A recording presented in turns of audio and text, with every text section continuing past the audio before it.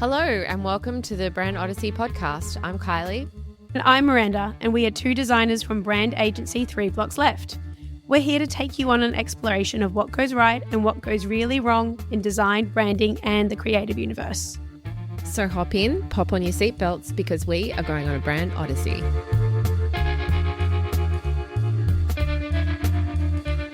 Hi, Miranda. Hi, Kylie. Today, I have the story of a rebrand that went all in, but they ran out of juice pretty quickly. Okay, well, I look forward to that.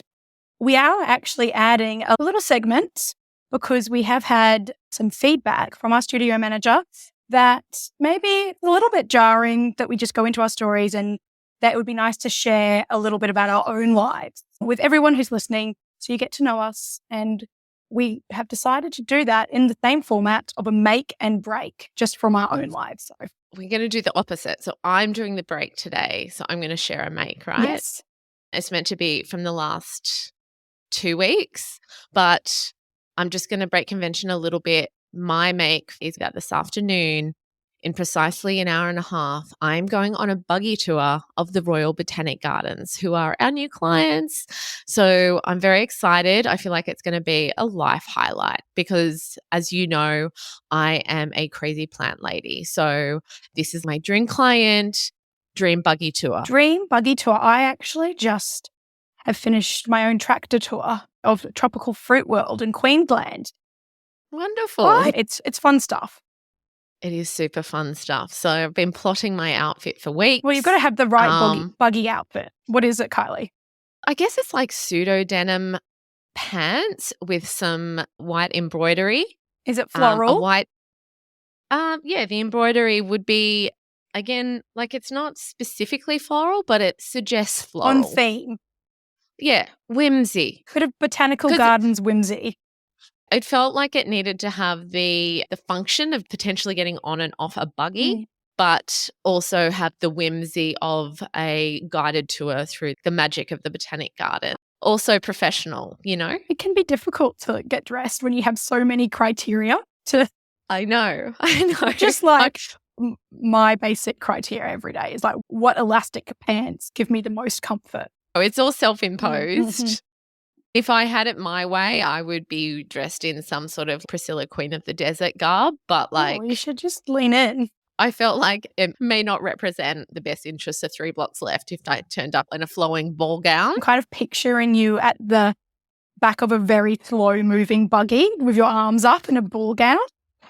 The CEO just wondering who they've hired. Oh, well, that sounds great. Anyway, over to you for the break, your personal break. Okay, mine's nature-based and vehicle-based. It's a mix. So something a bit weird happened to me this week where I went after work. I'm usually pretty hectic on time. I'm like, get out the door, get the kids from kindy. And I happened to get in the car and there was just on the little side mirror of the car was like a growing family of stink bugs. Like I'd say about 20, just living on this mirror, which I didn't have time to fix or hardly process. I was like, okay, we're off. We're cohabitating. Stink bugs are coming for the ride. Anyway, so I drive, take a photo, drive. How many are we talking? 20. Little 20. Okay, so large family. Nestling together. Multi-generational family. Of red stink bugs. Anyway, so I drive to kindy. As I get out, a family's doing a pickup that I know. And as I'm walking past, I knock the mirror because it's a little bit wobbly. It's just a little bit wobbly. Okay. And because I'm the kind of person I can't have an empty silence with anyone. I've got to fill that space immediately. God forbid there's a pregnant pause. We hadn't even said hello. And I just come out with, I knocked my mirror. It's a bit loose. Person goes to check the mirror. Jesus. It's like the fact that your mirror is loose is the least of your worries right now.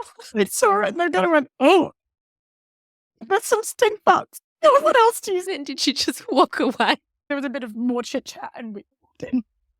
Okay. And then I've been laughing about that ever since. Why did I draw it to the stink bug mirror? Anyway, that was my break. I think it's kind of a make because I've been enjoying it. I wouldn't say I'm not a car person. Like our cars aren't in pristine condition. No. Yes. Oh, tell me about No, it. I know. You've been in my car. It's a source of shame for me. But it's okay because I always get into your car and I'm like, don't worry. This isn't great, but it's on the same level as mine. If not mine, could be worse.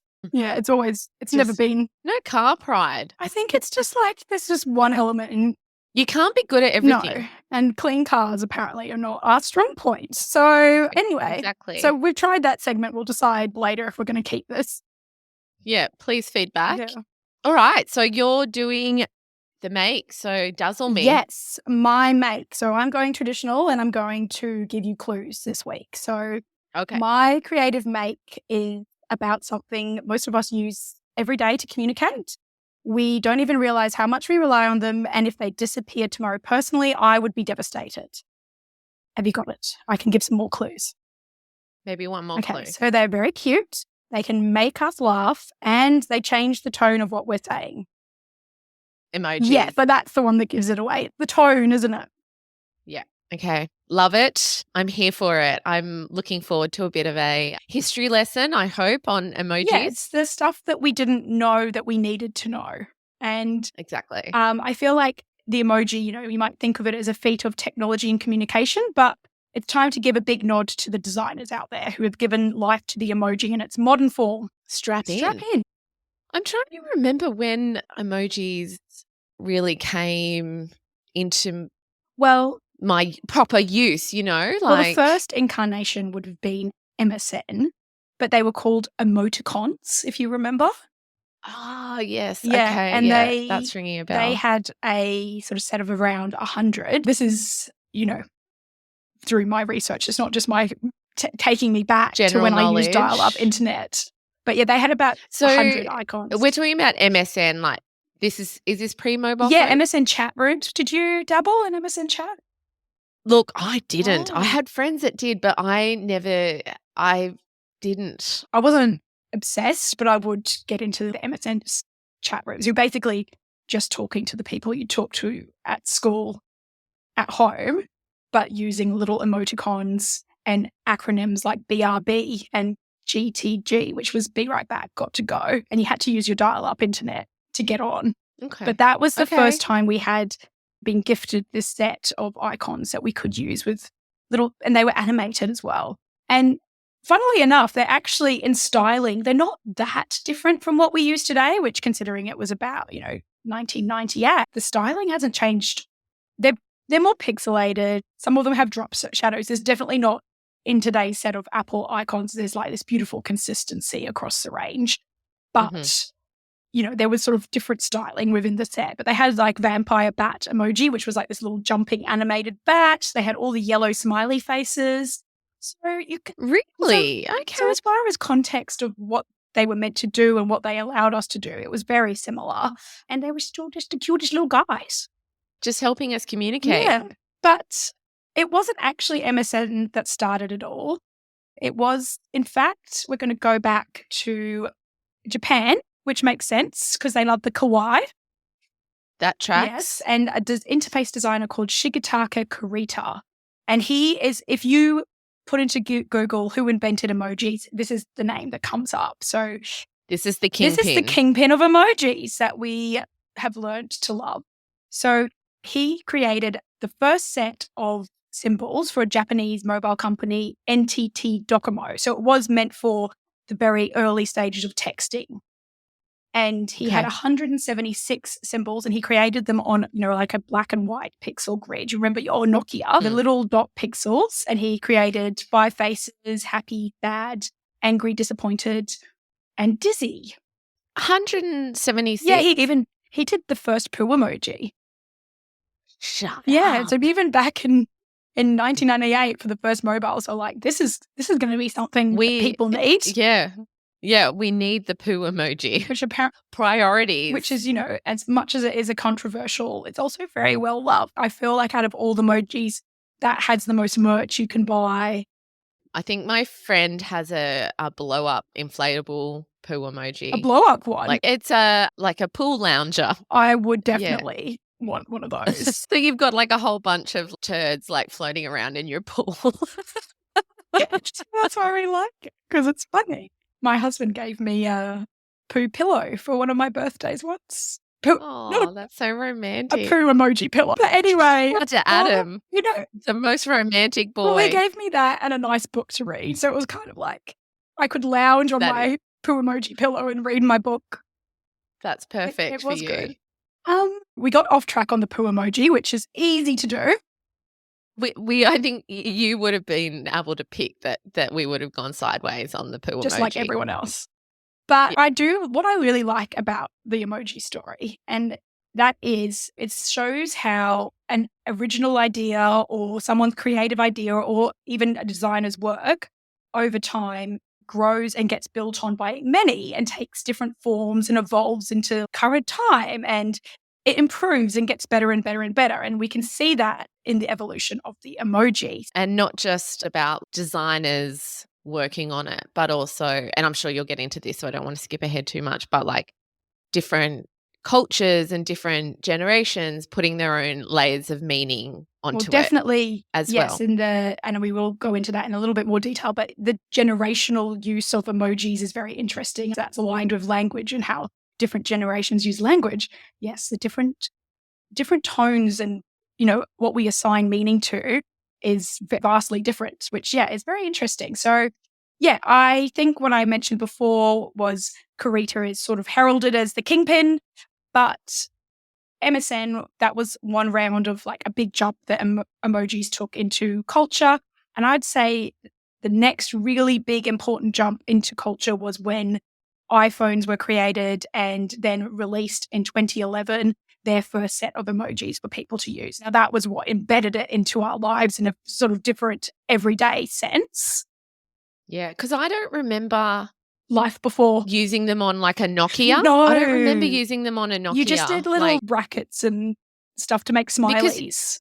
Yes, you did. You definitely did that. But also you only had 25 characters of text, I'm pretty sure. You couldn't be sending, you couldn't waste too much on an emoji. But yeah, like definitely like the old what we had to live colon through. And bracket. Yeah, I mean, the honestly, hardships we endured. We are so resilient.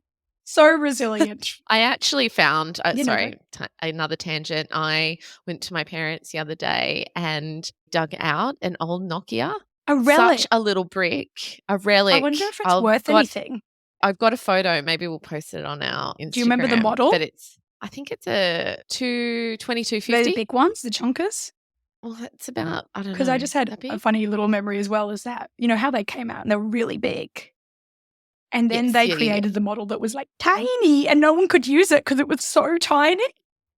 Well, I think this one is like one before that teeny tiny. Okay, the in between. And then we went to the flip phone, which honestly, if I could have a flip phone now, an Apple flip phone, I would go there. Really? Oh, there's just something about finishing a conversation and shutting that flip phone up. Actually, that would be nice. Yeah.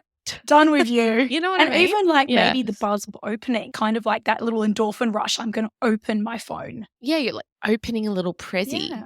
Okay, Apple, if you're listening, Apple marketing team, we've got ideas. Hit us up. Okay, anyway, sorry, go. I think what I was saying is Shigetaka is often mentioned as the number one emoji maker. He's even had an exhibition in MoMA. But I found a nice story about Angela Guzman, who was part of the team of 3 to create the first set of Apple emojis for iPhone.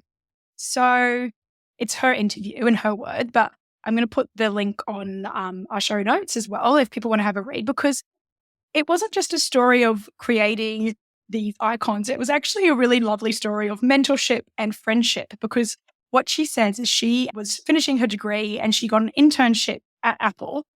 And she didn't actually know what she was going to be working on. She just knew she was having this internship. And she rocks up and someone basically just says to her, like, do you know what emojis are? And she says no, because people didn't back then.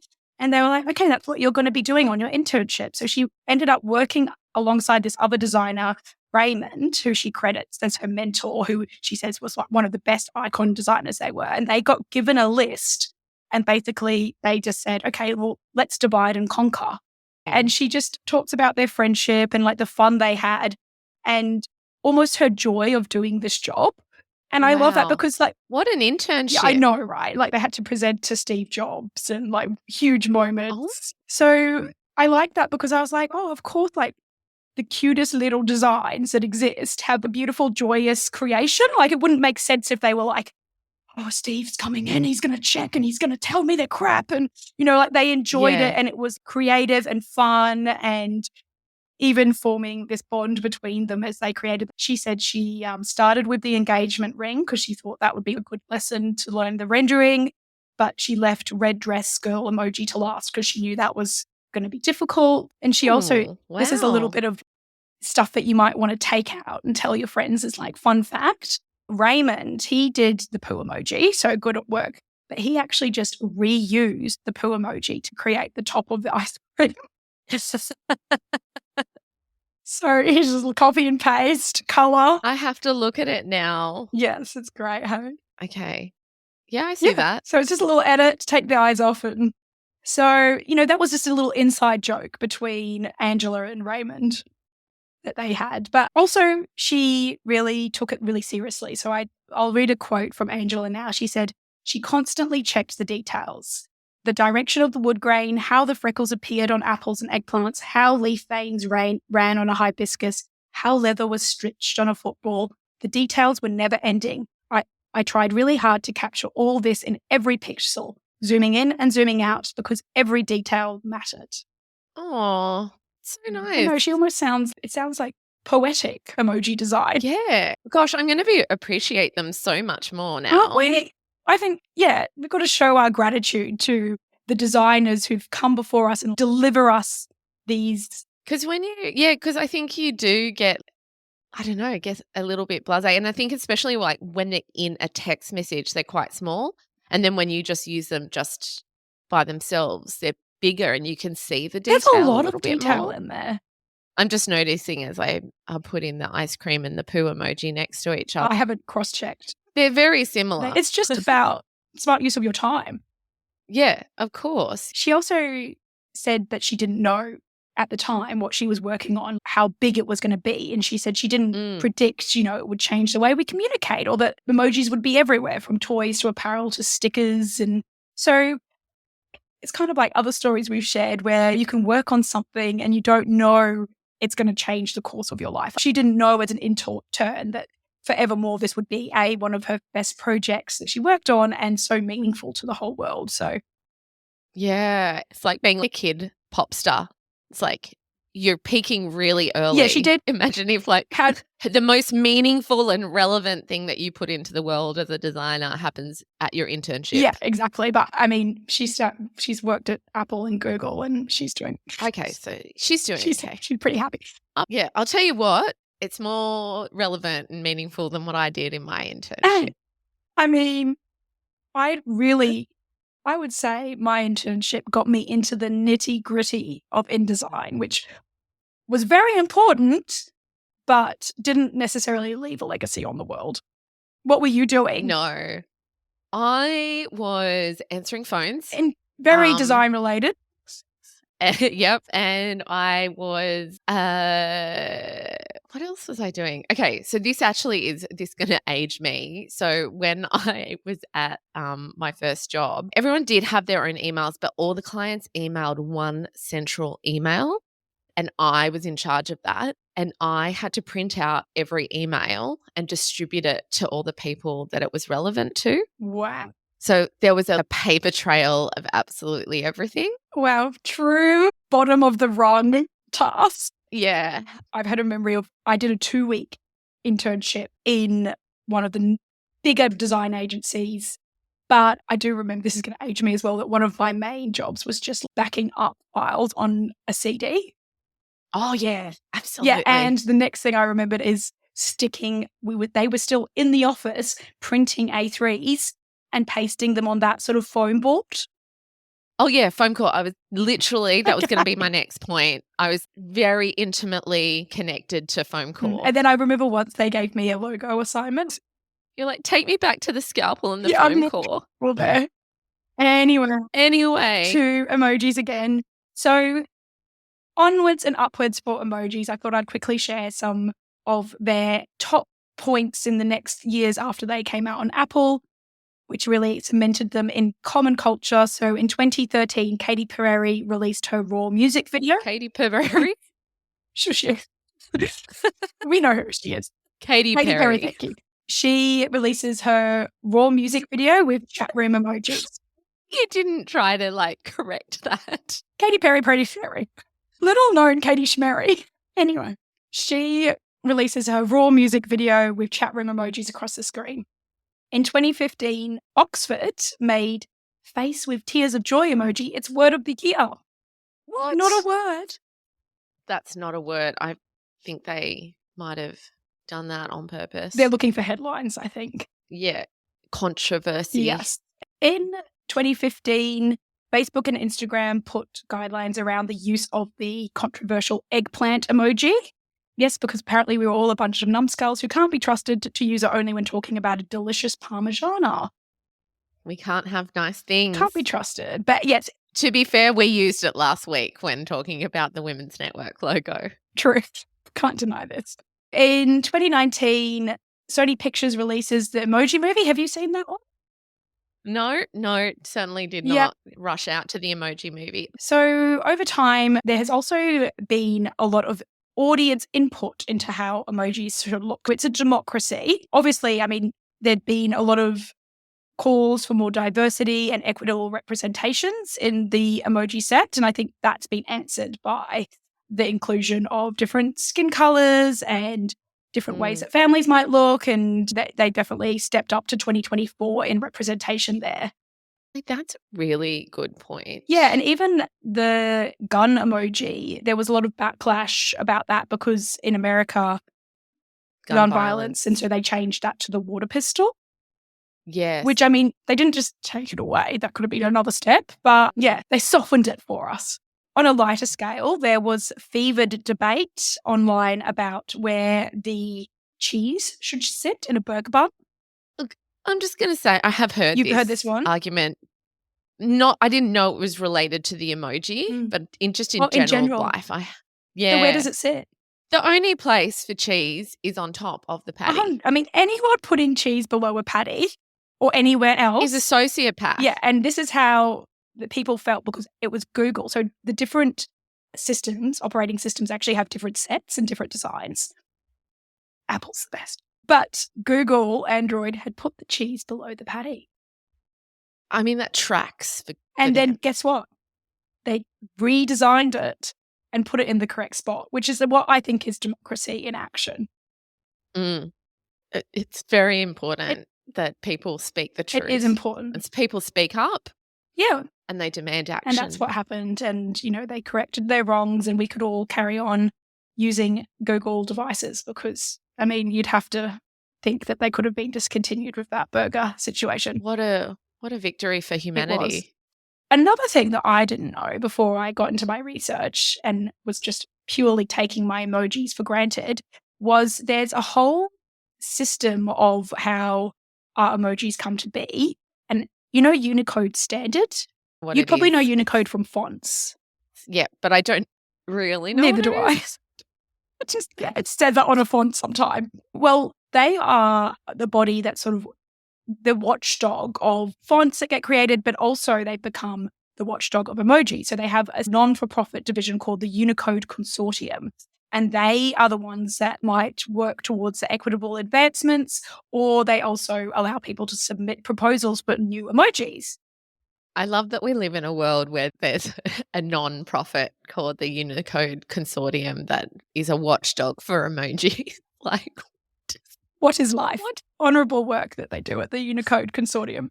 But that does sound outrageous. But then if you think about how much we use emojis to communicate, it is important. It's important work and they're not making money. Yeah, so they actually have this list where you can submit your proposal for emojis. They actually list it online and anyone can access that, which is a little fun thing to do if you get bored of Instagram. Just check out the Unicode Consortium emoji proposals and it says the date that it was either approved or denied and what it was. So some successful ones include dumpling in 2016. A welcome addition. We needed that. Banjo in 2018. Did you need that? Definitely did not need that No, banjo. we didn't need that. And we definitely did not need or want the cockroach in 2019. Definitely didn't need that. Because you're only using that if you've seen a cockroach. So, and then also in 2020, we got melting face. So we love melting face. Like melting into the pavement kind of FML. Yeah, so many like literal and abstract uses for that one. Yeah, I use that a lot because he's still got a little smile on his face. I think that's what makes it so charming and so usable is that you can see the humor in this situation, but you're still like, oh my God, kill me. So this is why the details matter. Yeah. Like the tone of that is just perfect. It's all about the tone, isn't it? So unfortunately, though, third eye face and silly dog submissions, they were declined. I don't feel like I needed a third eye, but some wellness junkies might. That's true. I would have welcomed a silly dog. Yeah. A little scallywag. I think silly dog. This was my favourite thing, though, of the denies from Unicode Consortium, is there were 4 separate submissions for white wine emoji. That's outrageous. They're denied. Why do we have a cockroach and not a white wine? The white wine people feel that they're not being represented with a single red wine emoji, and they're going to keep pushing Unicode until they get that fair representation.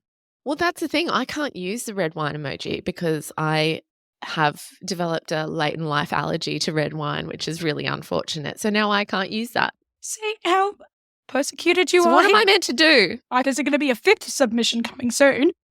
That's my weekend plans. So another really interesting part of emojis, and this is what you mentioned up front, is how we attach cultural meaning to them. So the way Gen Z use emojis is vastly different to millennial, aka me and you. There's nothing more aging than finding these things out. Yes, well, you know, I have feelings about this because I'm a millennial user, and boomer usage, it's very much a literal depiction of what the emoji is. But it's the Gen Z who are moving these abstract meanings into our culture, and then maybe later we as millennials might adopt them.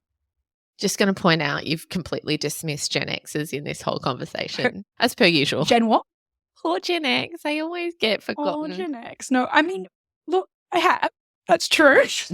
Why do they get forgotten? I think they're a smaller contingent and they're just a bit sullen and watch out.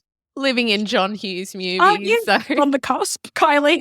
I could either be the youngest of the Gen X or the eldest of the millennials. There also is a term called Zennial. Okay. Which is probably where I am. You're a Zennial. Yeah. Let's just say Zennials probably use the literal meanings of the emojis, like boomers and millennials, Zennials, Gen Xers. We like to say this, for example, we all know this one, the skull emoji, that means maybe toxic or I'm sick or dead from Gen Z. Thank you, Gen Z. They've gifted us with a new meaning, which means dead as in funny, because they like to say when something's really, really funny, oh my God, I'm dead. Thus became the skull emoji and its new meanings. I have to say, I love that. You adopted it. I've adopted it swiftly. I struggle with adopting these Gen Z meanings because I've got imposter syndrome. I'm like, I don't belong. I'm 6 months too late. I haven't adopted much of the other stuff, but for some reason that I'm dead laughing. Like maybe we needed something that was just when it's the next level of funny, because you've got your laughy face for just general funny. But when something gets... And on the side, I don't use that on the side. I like on the side. I feel like... Well, it's the next step up from the laughy face, the cry laughy face. Yeah. And then if it's like just a little bit more funny or you've used too many cry laughy faces, you go side. And then if it's really funny, you do dead. Skull. I did find a very funny HuffPost article, and it asks 3 generations what they thought of different emojis. So I'll hit you with some of them. Weary face emoji, which is kind of like this little eyebrows that go like, and the little mouth goes, what do you think that means? It means, oh my God, I can't believe I have to do this. Like, it's not the end of the world, but I really don't want to. Okay, yeah. That is your literal interpretation. Gen Z say reacting to a hot person. Boomer reaction for this was bad news, sad news, but no one is dying. They would have used the skull for that. I found this very interesting. It's Gen Z, the smile emoji, like, you know, the smile emoji, and then it's got 3 little cute little love hearts scattered around the edge. Yes. What would you use that for? I'm feeling the love. Yeah, like it's like a little bit, it's not just a smile, it's extra special. But Gen Z, they use it to bully people online. Oh my God. What? Yes. Gen Z's okay. what they're doing is using it passive aggressively. So you'll say something mean and then just add the little smiley love heart at the end. Oh, and I'm not adopting that. I'm staying well away and I'm just going to use it I for don't need a that. cute kitten photo. I'll leave that to the Yeah. Leave it to the kids. Leave it to the kids, yeah.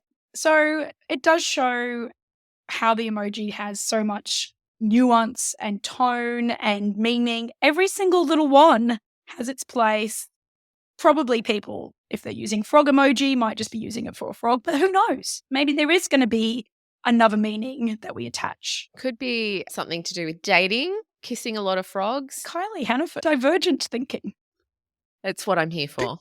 Yeah, sometimes I think we get provided something in our lives and we just don't take time and space to appreciate all the work that's gone into it. And that is the case of the emoji. So I hope today, Kylie, maybe as you go throughout your day, you just take some time to take a little moment, sit in the space of acknowledgement for the emoji. I will. Well, thank you, Miranda. That was very insightful and a lovely journey through emojis. Thank you. Yeah, I enjoyed learning more about them myself. That is our creative make. And now I'll go over to you, Kylie, and you can tell us where the wheels have fallen off. Okay, so for the break today, I am not going to give you clues because I don't think you're going to get it. It's an American brand and just not something that we're that familiar with. Australia. You're very willing to drop the format, Kylie. Look, it's nice to have structure, but rules are meant to be broken, Miranda. You rebel. Okay, go. I am a rebel.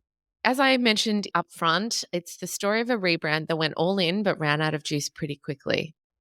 It's the fruitless endeavor of the 2009 Tropicana rebrand disaster. Oh, I know this. Do you? Like not to the point of guessing. I wouldn't have guessed, that. And I don't know this in a sense of like, I know the situation. I've just heard, as in the Gap logo went wrong. I've heard the Tropicana went wrong. Yes. Yeah. Yes. I'm very, very interested to find out all the juicy details.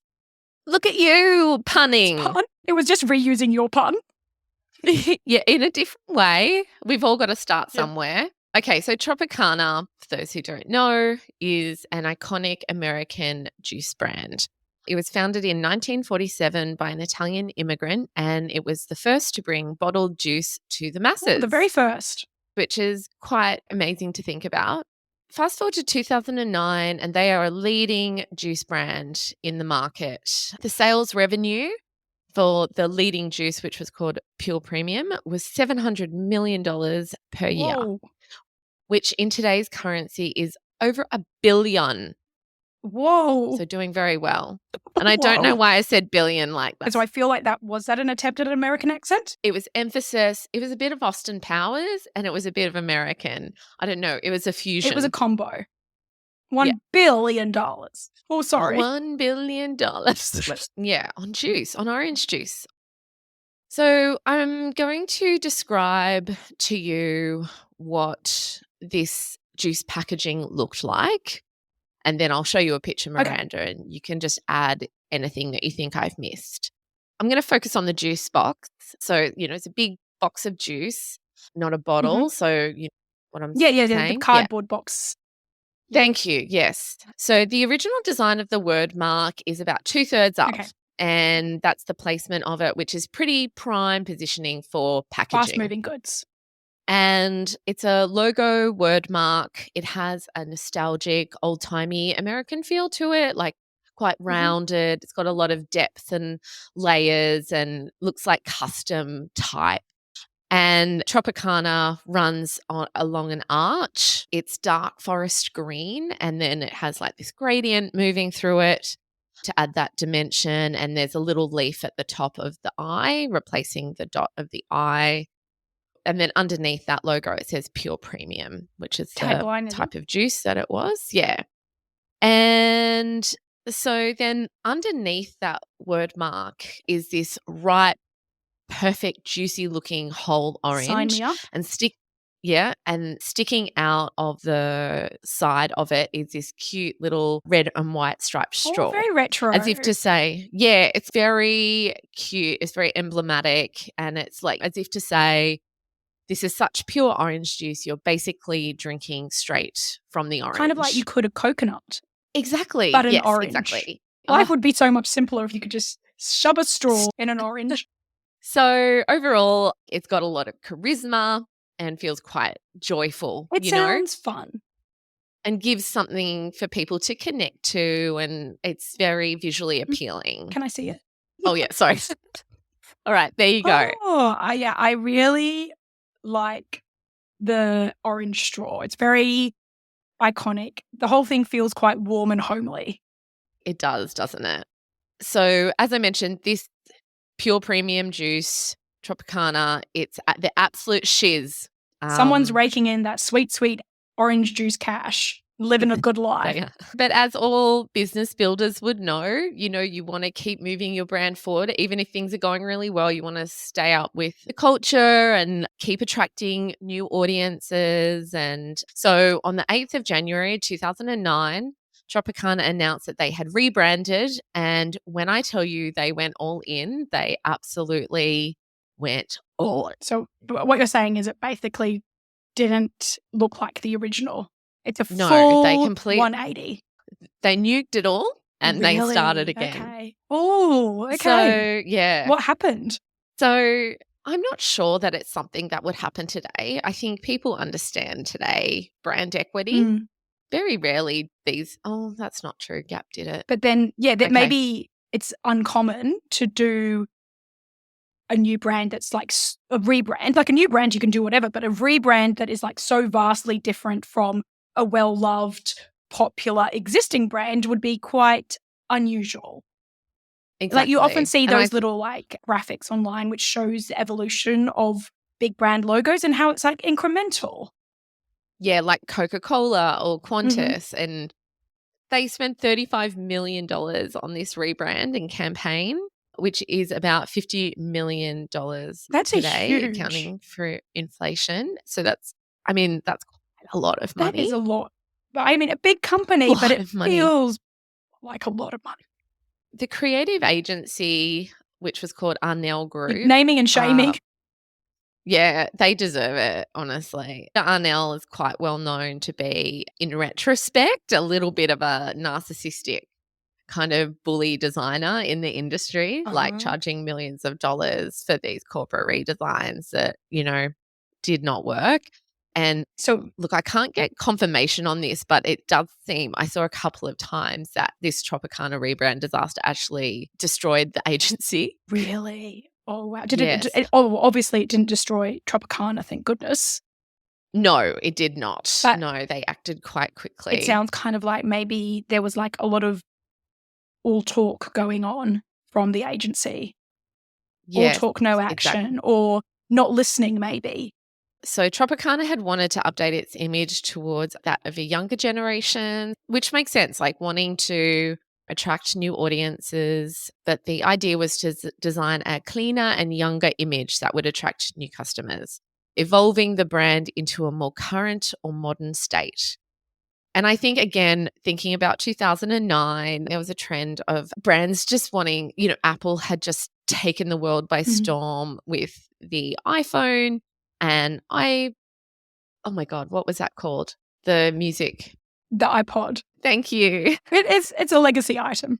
Very much so. The Nano. Oh, the Nano. But you can imagine like all these brands just going, we just want something simple and modern like Apple. Yes. You know what I mean? Maybe we can blame Apple for that trend of everything wanting to be so minimal. It's like, they just want to jump on board that minimalist, modern aesthetic. Bandwagon. So I'll describe this new design and then I'll again show you a picture. The logo was, as I said, modernized. So flattened, like all that detail taken out, sans serifed, and an industry term, bland marked. Yeah, so they sucked the nostalgic soul out of it. Yeah, and made it a Helvetica, an Arial, whatever. And then really, really strange choice for the new brand, which needs shelf present. The logo on the box, they flipped it and they put it vertically running down the side of the box. Unusual. Super strange choice. People having to tilt their heads to find the brand, like a new brand. And then they put 100% orange where the logo used to be. What? So now people think it's a brand called 100% Orange. That is 100% Oh, no. what Okay. happened. I can see what's happened here. People think it's just some generic juice brand called 100% And they're Orange. missing their actual logo altogether. Yeah. Wow. And most problematically, they ditched that gorgeous orange with the red and white striped straw. Not the straw. And they replaced it with a sleek, icy cold generic glass of orange juice, like a close-up of a glass of orange juice. A close-up as well. Yeah. So it's just such a it's so close up, it wraps around the side of the box. And so you almost miss that it's a glass of orange juice. Hit me with the image. Oh, sorry. Yep. There you go. Oh, I can't even tell that that's a glass of orange. I know. It just looks like a weird sloppy gradient of orange. Yeah, this is bland marking. This is a key example of bland marking, but also not done very well. You can do that sort of modernist take on something and everything looks like sleek and well, the hierarchy's balanced, but this is just kind of taking the soul out of something and replacing it with more boring elements. Yeah, it's really literal and really basic. It is basic. It looks cheaper than it did before, which is funny because they were trying to make it look more elegant and elevated. Yeah, so they did just the opposite of what they intended to do. This literal glass of orange juice doesn't give anyone, that orange with the straw sticking out of it. It's so charming. And so it just doesn't give anyone a little aha moment. It doesn't give anyone that nostalgic feel. Yeah, it's got no depth, no warmth. As much as I don't buy products necessarily because of how they're going to look in my fridge, I'm definitely influenced by the packaging. Of course. And I think that I would see this on the shelf and feel like it was the budget option. Well, that's exactly what happened. Really? So, yeah, so people were like literally in the shops looking for their favorite juice brand and couldn't see it and thought that this was a generic like home brand juice that's called 100% Orange. Disaster. So 100% Orange is a name that you would give a generic juice because it's like no thought's gone into it really. So it rolled out with much fanfare. However, pretty quickly it was clear something had gone very, very wrong. So almost immediately, consumers started criticizing the new design on social media. And, as we've established with new brands, it's not unusual for people to kick off about their favorite brands changing things up. I mean, imagine everything's gone right and it is a successful rebrand. There's often a little bit of hoo-ha and controversy because people are attached to the existing look and feel. They could see that there was a bigger problem at hand. So do you want to take a guess at how much they lost in 1 month, in the first month, in 2009 money? Oh, I'll get my calculator. Okay, so 700 million is their yearly intake. So I think they lost like $500,000. They lost $20 million in the first month alone. Oh my. So you've got all these loyal customers that you've built over all these years who are at the grocery store literally looking for their favorite juice on the shelves and just simply did not recognize it. It's a figure you can't hide from as well. There's no sort of going, oh, maybe we had a bad month because of this or that. Like you've just done a rebrand. You're wanting those figures to go up, but they've lost 20 million because people can't find it on the shelves. So by month 2, sales had plummeted 20%. Yeesh. And this pretty spectacular decrease in sales represented a loss of $30 million. Ooh. So by 23rd of February, Tropicana announced that they would be reverting back to the original packaging.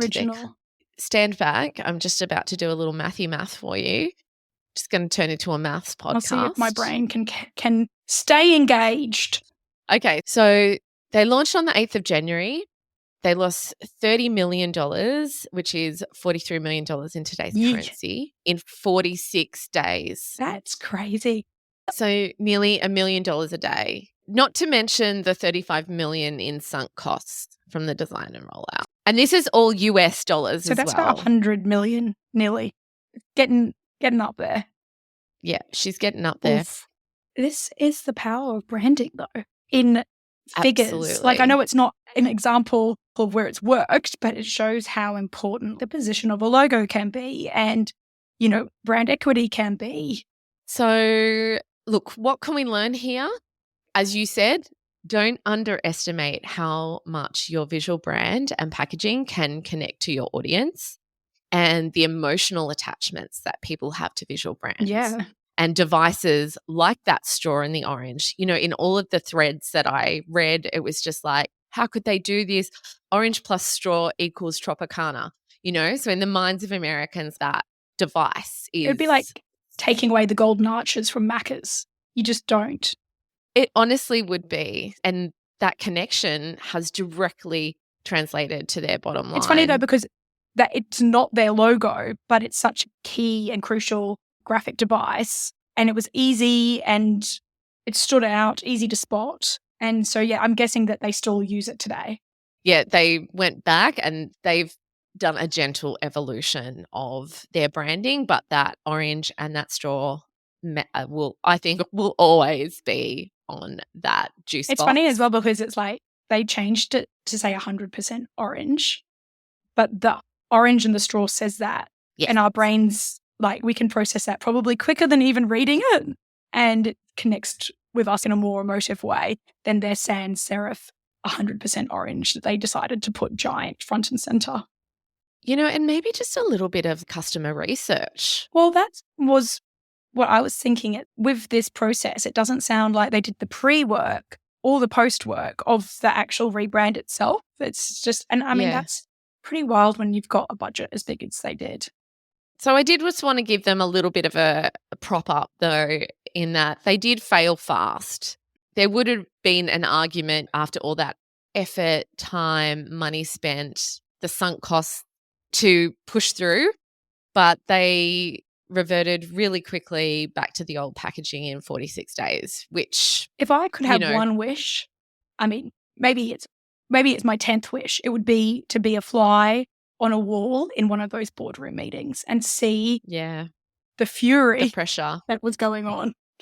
Anyway, Orange, you glad I covered this topic today? Orange I ever. Well done. I love it. Well, that's it for today. We did just want to do a little shout out. We have received not one, but 2 reviews from people who we don't know. We really do appreciate that people have taken the time and effort to say that they're enjoying the podcast.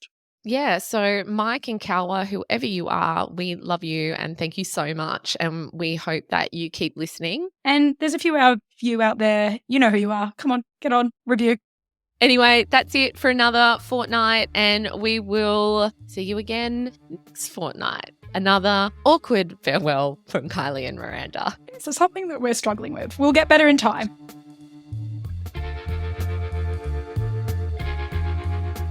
And so ends another expedition into the lands of brands and design. We hope you loved it as much as we love creating it. If you did, we would love you to follow us so you never miss an episode and to help other people find us. If you're interested in learning more about creating brands, we have a free brand strategy workbook you can download from our website, 3blocksleft.com.au. Until next time, stay on the Odyssey, brave creatives. Bye.